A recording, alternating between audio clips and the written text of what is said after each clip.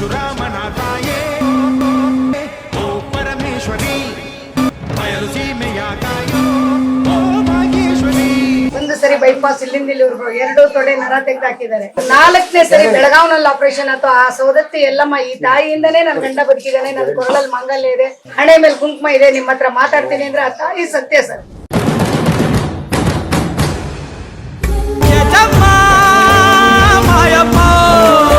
ನನ್ನನ್ನೇ ಸೂಸೈಡ್ ಮಾಡಕ್ಕೆ ನನಗೇನೆ ಇವ್ರ ಮನೆಯವರೆಲ್ಲ ಸೇರಿ ಮರ್ಡರ್ ಮಾಡೋರ್ಗು ಬೆಂಕಿ ಹಾಕೋರ್ಗು ತಯಾರಾಗ್ತದೆ ಅಂತ ಪವಾಡನು ಈ ತಾಯಿ ಮರೆ ಹೋಗ್ಕೆ ನಾನು ಗೆದ್ದೆ. ನಾನು ಇವತ್ತು ಜೈ అందరినియాదరించే దయామయి అన్నపూర్ణ నీవమ్మ. ಸಮಸ್ಯೆ ಅಂದ್ರೆ ಏನಾಗುದ್ರಿ, ಒಟ್ಟು ಏನ್ ಮಾಡ್ಬೇಕು ಅಂತ ತಿಳಿಬೇಕಾದ್ರಿ. ನಾನು ಹಿಂದಿನ ಸಲ 5 ವರ್ಷ ಗ್ರಾಮ ಪಂಚಾಯತಿ ಅಧ್ಯಕ್ಷರನಾರಿ. ನೀವು ಅವ್ರಿ ನನಗ ಏನ್ ತಿಳಿವತ್ತಾರ, ನಂಗೆ ಒಟ್ಟು ಸಾಯಂಗ ಆಗುದ್ರಿ, ಊರ್ ಬಿಟ್ಟು ಹೋಗಂಗ ಆಗುದ. ಇಲ್ಲಿ ಅಮ್ಮನ ಅಂತ ಬರ ಮನುಷ್ಯ ನನ್ನ ಮನಸ್ಸು ಶಾಂತ ಆಗಿಬಿಟ್ಟದ್ರಿ.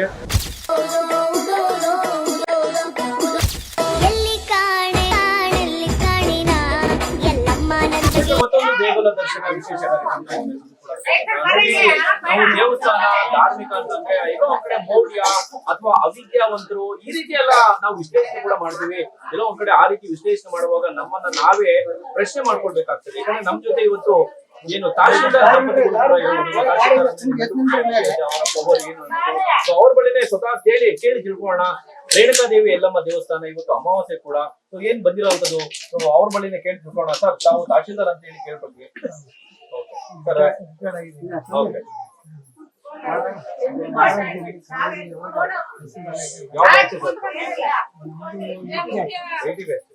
ಹೇಗಿತ್ತು ಸರ್ ನಿಮ್ಮ ಸೇವೆ?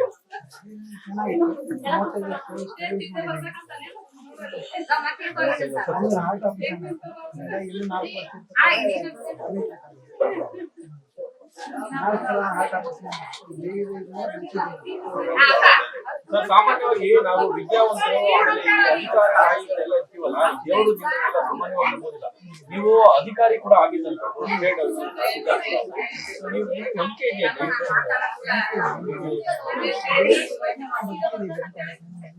ಹೌದಾ ಸರ್? ಹೇಗೆ ಸರ್ ಅದನ್ನ ಹೇಳ್ಬೋದು? 4 ಸರಿ ಆಪರೇಷನ್ ಆಗಿದೆ ಸರ್. ಸರ್, ನಮ್ಮ ಯಜಮಾನರಿಗೆ ಒಂದು ಸರಿ ಬೈಪಾಸ್ ಇಲ್ಲಿಂದ ಇಲ್ಲಿವರೆಗೂ 2 ತೊಡೆ ನರ ತೆಗೆದಾಕಿದ್ದಾರೆ. 2ನೇ ಸರಿ 3ನೇ ಸರಿ ಬೆಂಗಳೂರಲ್ಲಿ ಆಪರೇಷನ್. ನನ್ನ 2 ಜನ ಮಕ್ಕಳು ಬೆಂಗಳೂರಲ್ಲಿ ಇರ್ತಾರೆ. ಆಮೇಲೆ 4ನೇ ಸರಿ ಬೆಳಗಾವ್ನಲ್ಲಿ ಆಪರೇಷನ್ ಆಯ್ತು. ಆ ಸೌದತ್ತಿ ಎಲ್ಲಮ್ಮ ಈ ತಾಯಿಯಿಂದನೇ ನನ್ನ ಗಂಡ ಬದುಕಿದ್ದಾನೆ. ನನ್ನ ಕೊರಳಲ್ಲಿ ಮಂಗಲ್ಯ ಇದೆ, ಹಣೆ ಮೇಲೆ ಕುಂಕುಮ ಇದೆ. ನಿಮ್ಮ ಹತ್ರ ಮಾತಾಡ್ತೀನಿ ಅಂದ್ರೆ ಆ ತಾಯಿ ಸತ್ಯ ಸರ್. ನನಗೆ ನಗು ಬರಲ್ಲ, ಅಳು ಬರ್ತದೆ. ಆ ತಾಯಿ ಪವಾಡದ ಮುಂದೆ ನಾ ಏನು ಅಲ್ಲ ಸರ್. ಆ ನಮ್ಮವ್ವನ ಮುಂದೆ ನಾನು ಏನೇನು ಅಲ್ಲ ಸರ್. ಆ ತಾಯಿ ಸತ್ಯ ನಿತ್ಯನೂ ಇದೆ ಸರ್, ಪ್ರತಿಯೊಬ್ಬರಿಗೂ ಇದೆ ಸರ್. ನಾನೊಂದು 25-30 ಎಕರೆ ಜಮೀನ್ ಮಾಡಿದ್ರು, ತೋಟ ಮಾಡಿದ್ರು ನನ್ನ ಗಂಡನ ಬದುಕಿಸ್ಕೊಂತಿರ್ಲಿಲ್ಲ. ನಾನು ಈ ಸ್ಥಿತಿಗೆ ಬರ್ತಿರ್ಲಿಲ್ಲ. ನನ್ನ ಮಕ್ಕಳಿಗೆ ಆ ತಾಯಿ ವರದಿಂದ 4 ಅಕ್ಷರ ಕಲ್ಸಿದ್ದಕ್ಕೆ ಇವತ್ತು ನನ್ನ ಮಗ 1-2 ಕಂಪನಿ ಓನರ್ ಸರ್, ಬೆಂಗಳೂರಲ್ಲಿ ಬಿಲ್ಡರ್ ಕಂಪನಿ ಓನರ್ ಸರ್. ನನ್ನ 2ನೇ ಮಗ ಸ್ಯಾಮ್ಸಂಗ್ ಕಂಪನಿ ಒಳಗೆ ಮ್ಯಾನೇಜರ್ ಸರ್. ನನಗೆ 2 ಜನ ಸೊಸೆಯರಿದ್ದಾರೆ, 3 ಜನ ಮೊಮ್ಮಕ್ಕಳಿದ್ದಾರೆ. ಶರದಿ, ಸಾಧ್ವಿನಿ, ಸಾನ್ನಿಧ್ಯ ಅಂತ. ನನ್ನ 2 ಜನ ಸೊಸೆಯರು ಈ ತಾಯಿ ಆಶೀರ್ವಾದದಿಂದ ಅವರು ನನಗೆ ಸೊಸೆಯರಾಗಿ ಬಂದಿಲ್ಲ ಸರ್, ನನಗೆ ಮಕ್ಕಳಾಗಿ ಬಂದಿಲ್ಲ. ಆ ಅಮ್ಮನ ಸತ್ಯದಿಂದಲೇ ನನಗೆ ಮಕ್ಕಳಾಗಿ ಬಂದಾರೆ ಸರ್. ಅವ್ರು ನನಗೆ ಸೊಸೆಯರು ದೇವರಾಣೆ ಅಲ್ಲ, ನಾನೆತ್ತು ಮಕ್ಕಳಿಗಿಂತಲೂ ಹೆಚ್ಚಿಗೆ ಬಂದಿದ್ದಾರೆ ಅವರು. ಆ ತಾಯಿ ಸತ್ಯದಿಂದ ನಾ ಪ್ರತಿ ನಿತ್ಯನೂ ಬೆಳಗ್ಗೆ ಎದ್ರೆ ರಾತ್ರಿ ಮಲಗಿದ್ರೆ ಉದೋ ಅನ್ನೋ ಶಬ್ದದಿಂದ ಬಿಟ್ಟು ಬೇರೆ ಏನು ಅನ್ನಲ್ಲ. ಇಡೀ ನನ್ನ ಮನೆ ಅಷ್ಟು ಎಜುಕೇಟೆಡ್ ಫ್ಯಾಮಿಲಿ. ನನ್ನ 2ನೇ ಸೊಸೆ M.Tech, ದೊಡ್ಡ ಸೊಸೆ MBA, ನನ್ನ ದೊಡ್ಡ ಮಗ MBA, BE.MBA, ನನ್ನ ಸಣ್ಣ ಮಗ B.Tech. ನಮ್ದೆಲ್ಲ ಎಜುಕೇಟೆಡ್. ನಾನು BA.B.Ed. ಸಾಮಾನ್ಯವಾಗಿ ಈ ದುಡ್ಡು ಮತ್ತೆ ಅಧಿಕಾರ, ತಮ್ಮ ಯಜಮಾನರು ತಹಶೀಲ್ದಾರ್ ಆಗಿದ್ದವರು, ಕೈ ತುಂಬಾ ಹಣ, ಆಮೇಲೆ ಬೇಕಾಗಿದ್ದೆಲ್ಲ ದೇವ್ರು ಕೊಟ್ಟಿರೋಂಥವ್ರು. ಈ ಸಾಮಾನ್ಯವಾಗಿ ದುಡ್ಡು ನೋಡಿರುವಂತವ್ರಿಗೆ ತಲೆ ನಿಲ್ಲೋದಿಲ್ಲ ಅಂತ ಹೇಳಿ ನಾವು ಕೇಳ್ಕೊಳ್ತೀವಿ.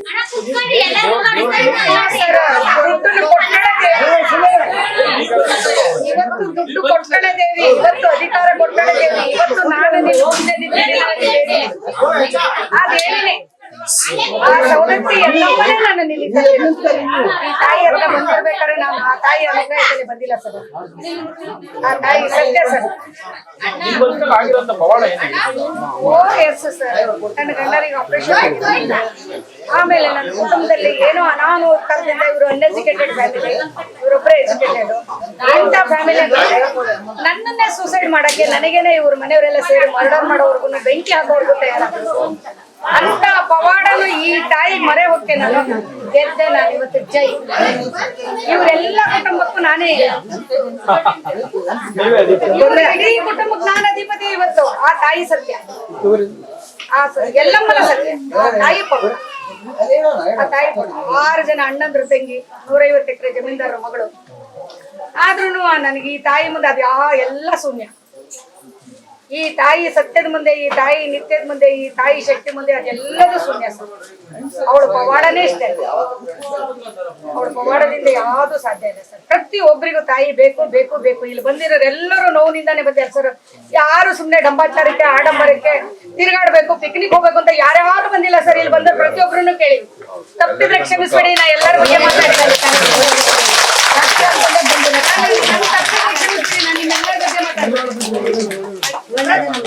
ಒಬ್ಬರನ್ನು ನೋವನ್ನ ಹೊತ್ತು ಇಲ್ಲಿ ಬಂದಿದ್ದಾರೆ ಸರ್.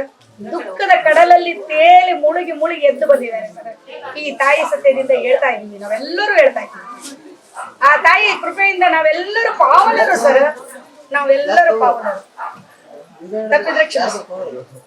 ನಿಜಕ್ಕೂ ವೀಕ್ಷಕರೇ, ನಾನೇ ಒಂದು ಕ್ಷಣ ಇವ್ರ ಮಾತು ಕೇಳಿ ಹಂಗಾಗುತ್ತೆ. 105 ಕೋಟಿ ಏನು ಜಮೀನ್ದಾರರು ಮಗಳು, ಜೊತೆಯಲ್ಲಿ ಯಜಮಾನರು ತಹಶೀಲ್ದಾರು, ಮಕ್ಕಳು ಒಳ್ಳೆ ಕಂಪನಿಯಲ್ಲಿ, ಸ್ಟ್ಯಾಂಡರ್ಡ್ ಕಂಪನಿಯಲ್ಲಿ ಸೆಟ್ಲ್ ಆಗಿರುವಂತವ್ರು, ಸ್ವಚ್ಛ ಮಗಳು ರೀತಿ ಇರುವಂತವ್ರು. ಸೊ ಇಂಥವ್ರ ಬಾಯಲ್ಲಿ ಇಂತಹ ಮಾತುಗಳು ಕೇಳೋದಂದ್ರೆ ನಿಜಕ್ಕೂ ಆಶ್ಚರ್ಯ ಅನ್ಸುತ್ತೆ. ನಾನು ಹೈಸ್ಕೂಲ್ ಟೀಚರು. ನನ್ನ ಗಂಡನ ಮನೆ ಫ್ಯಾಮಿಲಿ ಪ್ರಾಬ್ಲಮ್ ಇಂದ ಗಂಡನ ಬಿಡು ನೌಕರಿ ಬಿಟ್ಟೆ. ತಾಯಿ ನನ್ನ ನೆನೆತ್ಕೊಂಡು ಗಂಡನ ಬಿಡ್ಲಿಲ್ಲ, ನೌಕರಿ ಬಿಟ್ಟೆ. ಗಂಡನ ಬಿಡ್ಲಿಲ್ಲ, ಬಿಡೋದು ಇಲ್ಲ. ನನ್ನ ತಾಯಿ ನನ್ನ ನೆನೆತ್ಕೊಂಡು ನಾ ನಂಬಿದ ದೇವಿ ಎಲ್ಲವ, ನನ್ನ ನಂಬಿದ ದೇವಿ ಇರಲ್ಲ ಆ ತಾಯಿ ನನ್ನ. ನೀವು ಇವತ್ತೆಲ್ಲ ಬಂದಿರುವಂತ ಎಲ್ಲ ಭಕ್ತರಿಗೂ ಒಂದು ರೀತಿ ಆದರ್ಶ ದಂಪತಿಗಳು ಅಂತ ಹೇಳ್ಬೋದು. ದೊಡ್ಡ ಮಾತು ಸರ್, ದೊಡ್ಡ ಮಾತು. ಅಲ್ಲ, ಎಲ್ಲ ಕೇಳಿದ್ರಿ, ದಯವಿಟ್ಟು ಯಾರನ್ನು ತಪ್ಪು ತಿಳ್ಕೊಬೇಡಿ. ನಿಮ್ಗೆ ಏನ್ ಸಮಸ್ಯೆ ಇತ್ತು? ಏನು ಸಮಸ್ಯೆ ಅಂದ್ರೆ ಏನಾಗುದ್ರಿ, ಒಟ್ಟು ಏನ್ ಮಾಡ್ಬೇಕು ಅಂತ ತಿಳಿಬೇಕಾದ್ರಿ. ನಾನು ಹಿಂದಿನ ಸಲ 5 ವರ್ಷ ಗ್ರಾಮ ಪಂಚಾಯತಿ ಅಧ್ಯಕ್ಷರನಾರಿ. ನೀವು ಅವ್ರಿ ನನಗ ಏನ್ ತಿಳಿವತ್ತಾರ, ನಂಗೆ ಒಟ್ಟು ಸಾಯಂಗ್ ಆಗುದ್ರಿ. ಊರ್ ಬಿಟ್ಟು ಹೋಗಂಗ ಆಗುದ. ಇಲ್ಲಿ ಅಮ್ಮನಂತಲ್ಲಿ ಬರೋಣ ಮನುಷ್ಯ, ನನ್ನ ಮನಸ್ಸು ಶಾಂತ ಆಗಿಬಿಟ್ಟದ್ರಿ. ನಾ ಏನ್ ಕೆಲಸ ಮಾಡತ್ತ ಈಗ ಸಕ್ಸಸ್ ಆಗತ್ತವ್ರಿ. ಏನೋ ಕೆಲಸ ಮಾಡ್ರಿ ರೀ, ಅವತ್ ಮೊದಲು ಏನಾಗ್ತಂದ್ರ ಬಂಗಾರ ಮುಟ್ರಿ ಅದು ಮಣ್ಣು ಆಗಲಾಕತ್ರಿ. ಈಗ ಮಣ್ಣು ಮುಟ್ರಿ ಬಂಗಾರ ಆಗಲಾತ್ರಿ. ಇಲ್ಲಿ ಬರೋಣ ಹೆಂಗಾಯ್ತು ಸಾಧ್ಯ? ಸಾಧ್ಯ ಅಂದ್ರೆ ನಿನ್ನ ಅಮ್ಮನ ಪುಣ್ಯ ರೀ, ಏನು ನಂಗೆ ಗೊತ್ತಾಗೋದು ಒಟ್ಟ. ಈಗ ಮಾತ್ರ ನಾನು ಏನ್ ಮಾಡ್ತಂದ್ರೆ ಅದೆಲ್ಲ ಸಕ್ಸಸ್ ಆಗತ್ತೆ. ನಾನು ಖುಷಿಕಿನ ಪೇಂಟ್ ಮಾಡೋರು ಮೊದಲ್ರಿ ಉದ್ಯೋಗ. ನನ್ನ ಹೆಸರು ಮ್ಯಾಗ 2 ಸಲ ಟೆಂಡರ್ ಮೊದಲ್ರಿ. ಏನ್ ಬೇಕಾದ್ರೆ ಬೆಳೆಸ್ತೀವಿ ಎಲ್ಲ ಖಾಲಿ ಆಗಿತ್ತು. ಈಗ ಒಂದು ಹಂತಕ್ಕೆ ಬಂದಿದ್ದೀನಿ. ಇಲ್ಲಿ ಬರೋಣ ರೀ. ಅಕ್ಕೋರ್ ಹೇಳ್ತಾರೆ ನಿಜಾನ? ಇವರು ಗ್ರಾಮ ಪಂಚಾಯತಿ ಮೆಂಬರ್ ಆಗಿದ್ರು? ಹೌದು, ಮೆಂಬರ್ ಅಲ್ರಿ, ಅಧ್ಯಕ್ಷರೇ. ಅಧ್ಯಕ್ಷರಾಗಿದ್ರು 5 ವರ್ಷ ರೀ. ಚೇರ್ಮನ್ ಆಗಿದ್ರು. ಸಮಸ್ಯೆ ಏನಾಗ್ತಾ ಇತ್ತು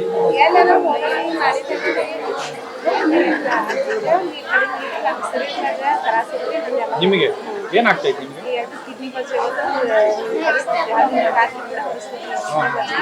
ಓಕೆ,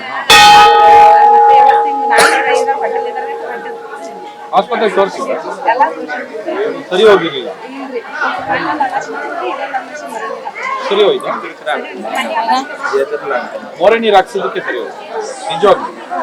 ಇವಾಗ ಏನ್ ಸಮಸ್ಯೆ ಇಲ್ಲ ಅಂದ್ರೆ ನೀವು ಹೇಳೋ ಪ್ರಕಾರ ಆಸ್ಪತ್ರೆಗೆ ಹೋದ್ರು ಸರಿ ಹೋಗ್ಲಿಲ್ಲ, ಇಲ್ಲಿ 2 ಅಮಾವಾಸ್ಯೆ ಬಂದು ಆ ಮೊರೆ ನೀರು ಹಾಕ್ಸೋದಕ್ಕೆ ಸರಿ ಹೋಯ್ತು. ಇವಾಗ ಏನ್ ಆ ತರ ಸಮಸ್ಯೆ ಆಗ್ತದೆ? ಆಸ್ಪತ್ರೆ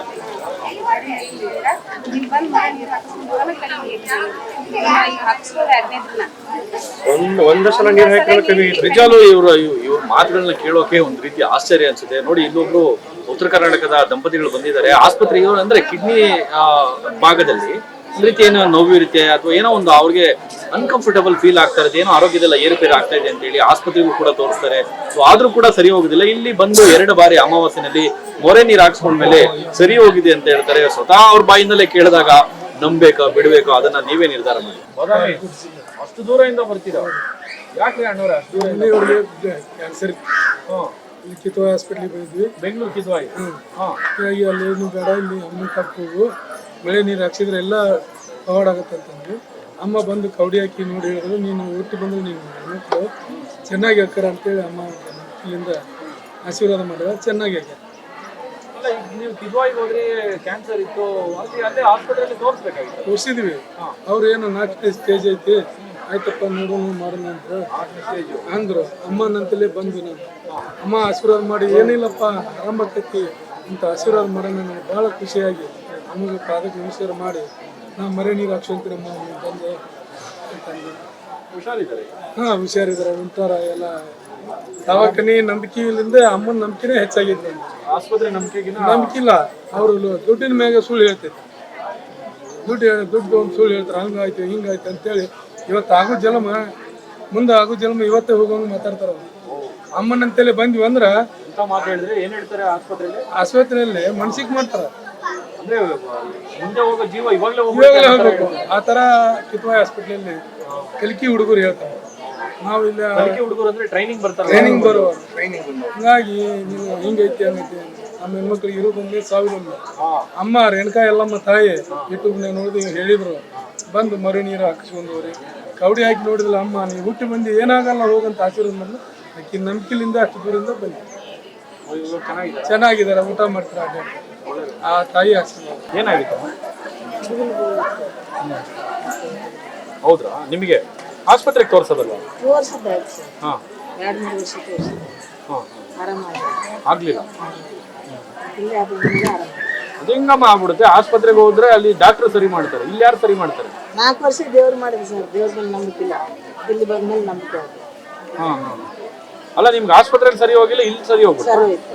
ಅದ ಹೆಂಗ್ ಸರಿ ಹೋಗ್ಬಿಡುತ್ತೆ ಇಲ್ಲಿ? ಎಲ್ಲ ಅಮ್ಮನ ನಿಜವಾಗ್ಲು ನಿಜವಾಗಿ ಸುಳ್ಳು ಹೇಳ್ತಾ ಇದ್ದ? ಸತ್ಯ ಹೇಳಿದ್ರು. ಅಲ್ಲಮ್ಮ, ಆಸ್ಪತ್ರೆಯಲ್ಲಿ ಡಾಕ್ಟ್ರು ಅಲ್ಲಿ ಏನಾದ್ರು ನಿಮ್ಗೆ ಸಮಸ್ಯೆ ಇದ್ರೆ ಆಪರೇಷನ್ ಮಾಡ್ತಾರೆ, ಇಂಜೆಕ್ಷನ್ ಕೊಡ್ತಾರೆ, ಜಾಲಿ ಆದ ಹೊಟ್ಟೆ ಟ್ಯಾಬ್ಲೆಟ್ ಕೊಡ್ತಾರೆ, ಹೊಟ್ಟೆಗೆ ಜಾಲಿನೂ ಆದ. ಹಾ, ಅದನ್ನ ಆರಾಮಾಗಿಲ್ಲ. ಇಲ್ಲಿ ಬಂದ್ಮೇಲೆ ಆರಾಮ ಅನ್ಸುತ್ತೆ.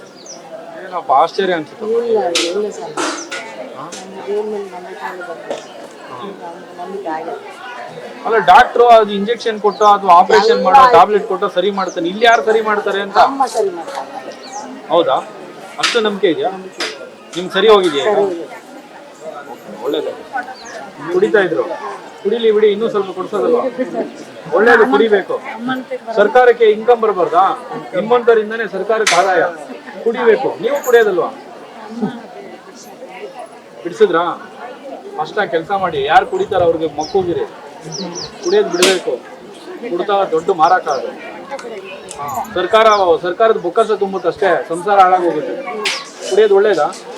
ಇವಾಗ ಹೆಂಗಿದ್ದಾರೆ? ಎತ್ತು ಕಪಾಳ ಕುಂದಾಕದಲ್ವಾ ಕುಡ್ರೆ? ಇವಾಗ ಹೇಗಿದ್ದೀರಾ? ಚೆನ್ನಾಗಿದೆ.